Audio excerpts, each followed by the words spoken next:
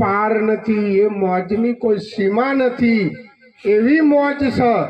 પણ જ્યારે આવા સાચા સદગુરુ સંતો મળે તો જ સાહેબ આ મોજ મળે, ને કે કોઈ દિવસ મળે એવી નહીં.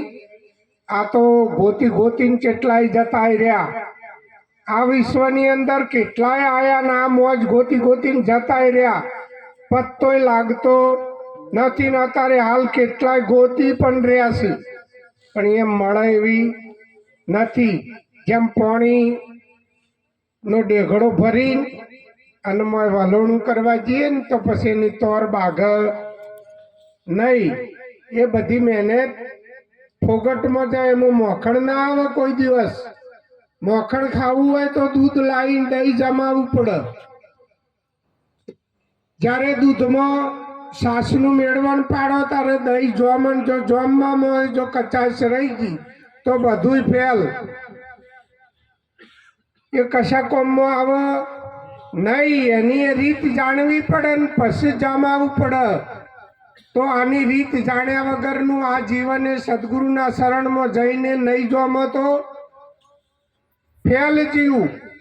એના કરતા ફેલ ના જાય એના માટે ખૂબ ધ્યાન રાખવાની જરૂર છે. નિરોધ બાપુએ તો ખૂબ ઈશારો કર્યો છે કે હરતા ફરતા ધંધો કરતા ધ્યાન ધણીનું ધરવું.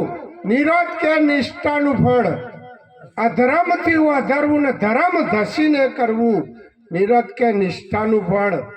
આ જે પોતાની નિષ્ઠા સાહેબ જો નહીં હોય તો પછી હમણાં પ્રવીણભાઈ હાલ કીધું કે હજુ નિરોધ વાળાએ દોડી રહ્યા છે, ધજાઓ લઈને દોડે છે ને હજુ પેલામાં નાહવાઈ જાય છે. આ નાહેલા મેલા થયા, આમ ગમે એમ નહીં ને તો ઉજળા થઈ નહીં. જો ઉજળા કરે તો સદગુરુ સંતો જ કરી શકે.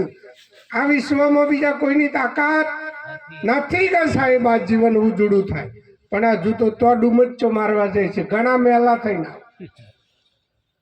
ડબલ મેલા થઈને આવું સાહેબ. એમનો પછી કોઈ દાડો ચોય ઉદ્ધાર થાય નહીં. આ વિશ્વમાં કોઈ ના બચાવી શકે.